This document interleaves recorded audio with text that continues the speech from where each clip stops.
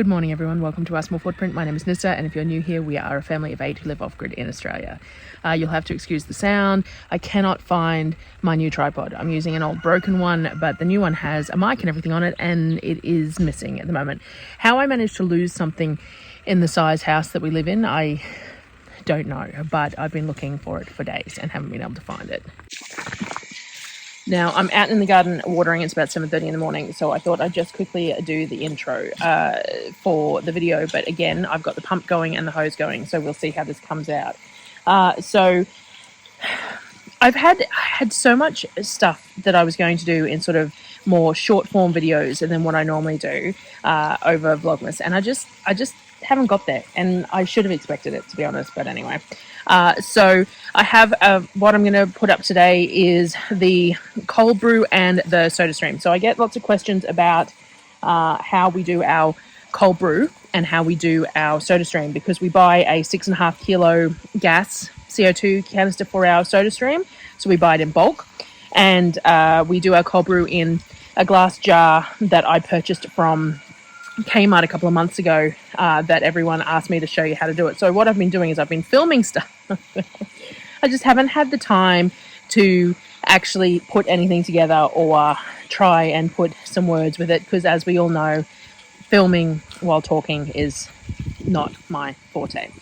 So that's what I'm going to do today. So that's what this video is going to be, is the cold brew and the soda stream, and hopefully I'll have it out within a couple of hours of doing this, so mid-morning. We also are getting the monthly hamper today, so I will film that this afternoon and I'll get that sorted out for tomorrow.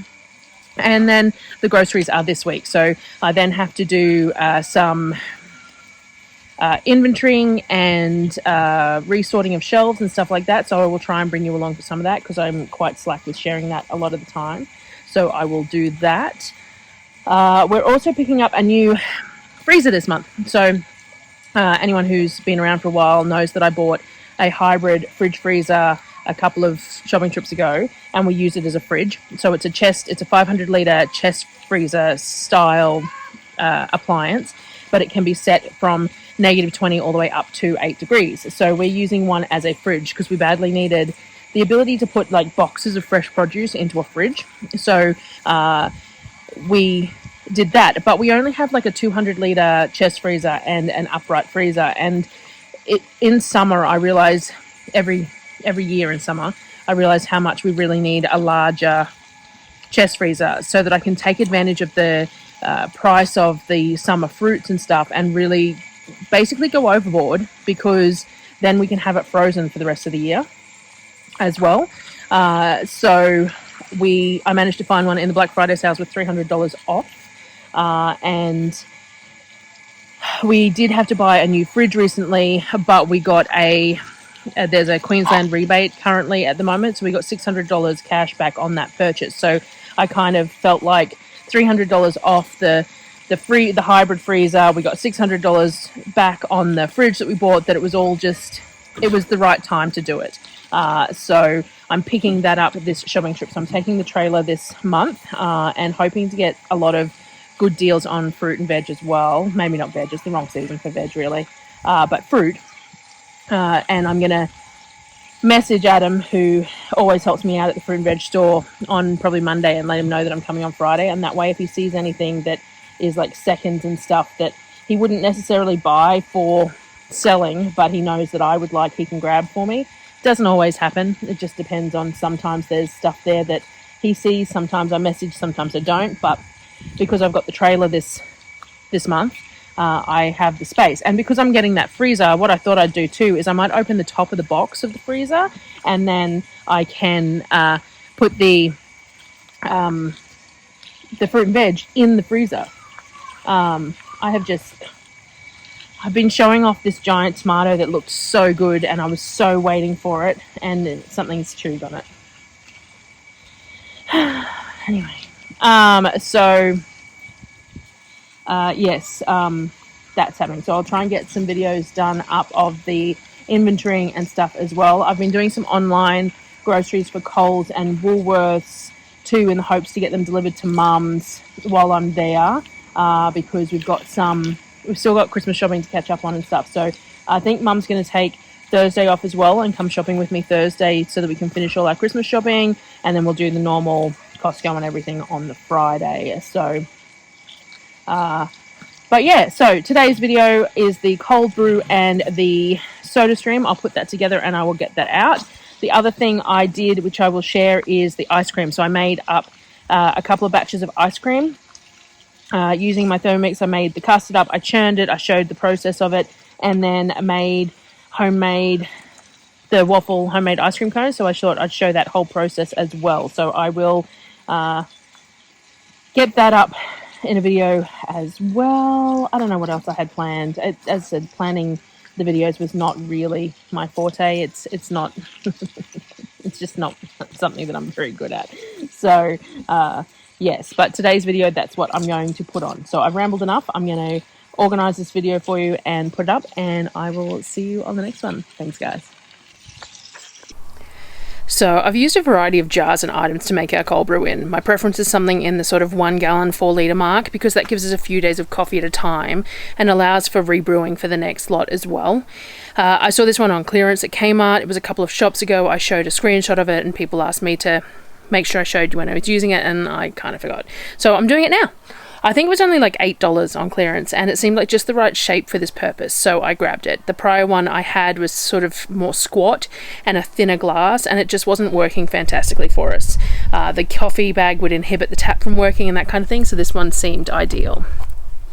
I use a fabric coffee sock. I have a few of these. This one is a bought one, and I believe it is Coffee Sock brand. I'll try and find a link and put it on Amazon. I don't like the stainless steel filters. I don't like the taste of stainless steel. So I don't like drinking out of stainless steel. I don't like stainless steel filters in my pour over. I'm just not a fan of it. I've made a few out of calico as well though, because you want a fairly fine weave, natural cotton type fabric, and I like to have a few in rotation. So I've made a few out of calico. This one is one of the bought ones. As I said, you want it to be really nice, fine cotton fabric, because you don't want to let any particles into the drink, because if you do, your drink will be somewhat gritty. And you want a natural fabric, an unbleached, preferably, that kind of thing. Because this jar is quite tall, I use a couple of rubber bands around the top to hold the coffee sock in place while I'm going along, because if it falls in the jar with coffee grinds in it, it's going to need to be poured out, strained, and the jar's going to need to be cleaned up to get rid of all that grit. I was really lucky. My mum used to run a small cafe, and when it closed down she gifted me her coffee grinder. So I have an electric coffee grinder that I can use. I buy cheap beans from Coles, Aldi, Costco, whatever is going, and I grind them myself as I use them. It has different settings for different grinds. I use the filter or fine setting for this. It has a sort of a 30-second grind cycle to fill the little tub, and I use 3 of those for the cold brew, which equates to around about 150 grams of coffee. I dampen the coffee sock before I put it in the jar, as this starts the seeping process better if the fabric is already damp. If it's dry, it can really take a long time for it to start working, and it just takes more time. Then we just fill it. I use my Berkey water, and I just keep on topping it up as it fills and letting it seep into the jar through the coffee grinds. It can be a slightly long-winded process, but I just keep going at it. It looks like it took about 5 minutes by the timestamps in this, so I just poured it. With the jar and the coffee sock, they do need to be cleaned. So the jar, once it's empty, I half fill with water, add some white vinegar, make sure to flush through the tap, and I use a soft scourer to scrub all the sides of the jar, rinse it, and leave it upside down to dry. In summer, if you let your coffee steep on the bench, you can only leave it about 24 hours. If you leave it any longer, you get like this bit of a scum forming on the liquid, which I assume is the oils from the coffee separating from in the heat, but it can cause the liquid to taste just not quite right. I tend to leave it on the bench for the day and leaving the bag in it, and then put it in the fridge that night in summer. In winter, it'll brew on the bench for 24, 48 hours fine, and to no issue. The sock, again, can get dirty enough to make the coffee taste funny. Again, I assume it's the oils from the coffee sitting in the weave of the fabric. When I empty it, I like to wash it in a bit of white vinegar as well and hang it to air dry. But I will also do a boil clean, like with tea towels or kitchen cloths, sort of semi-regularly as well, just to remove more of those oils out of the fabric. We do discard them eventually. We find that they just don't come clean anymore, which is why I started making some of my own as well as the bought ones, because they're not the cheapest thing. They're not overly expensive for the amount of use that we get out of them, but they're not the cheapest thing either. So once the jar is full to the shoulder, I put the lid on it and I put it aside. As I said, either on the bench or in the fridge to steep for 24-48 hours. Longer when stored in the fridge, shorter when at room temp. That tends to be the thing. It just really depends on how strong you want your coffee, how much coffee grinds you've got in it, and the ambient temp. So this is the next day. I'm going to make up some sugar syrup for the cold brew. We don't sweeten our hot coffee at all, but we do like a little bit of sweetener in our cold brew. I do a mix of 500 grams of sugar to 350 grams of water in the Thermomix. Sometimes I add some vanilla, sometimes I caramelize the sugar a bit first, but the basic sugar syrup works well. I cook it for about 5 minutes on 98 degrees at speed 3, just to make sure all the sugar is dissolved well. If you have any sugar crystals left, they will expand, like they'll crystallize. There'll be more sugar crystals. So when you store it in the fridge, the crystals will grow and you will have more crystallized liquid and more crystals and less liquid. You can get rid of them just by heating it back up though, and much the same as you can do with honey or maple syrup. I purposely bought a couple of these coffee syrup jars a while back so that I could reuse them. So this is what we store the sugar syrup in so that we can use the pump for portioning of the syrup. I've used raw sugar, so the syrup is kind of caramelly all on its own without even caramelizing the sugar first. I pull the coffee bag out and squeeze as much liquid out as I can. The coffee grinds go into the compost and I clean the bag out straight away and hang it to dry. Sometimes we decant the whole lot into large jars and store the jars in the fridge. However, I like to use my half-gallon mason jars, and unfortunately the last two I had got broken recently, so we've just been making it as we go instead. I use the new tumblers that I had just made because they were made for this purpose as well as smoothies. We really like this Aroid coconut milk for this purpose. We don't use it for anything else, and it is quite expensive in comparison to the tins of coconut cream that we buy. But the blend on this, whatever the gum that's used and the ratio of milk to water and how it's emulsified, it doesn't set up like some of the others. Sometimes you put the other coconut milk in and it just stays in little chunks as it hits the cold liquid, and it's just vaguely unpleasant to have those little chunks in there. But I was buying this from Amazon and it looks like they aren't selling it anymore, so we might just have to, suck it up and deal. I use about 2 pumps of the sugar syrup, though we aren't getting full pumps as the syrup I'm using is quite thick.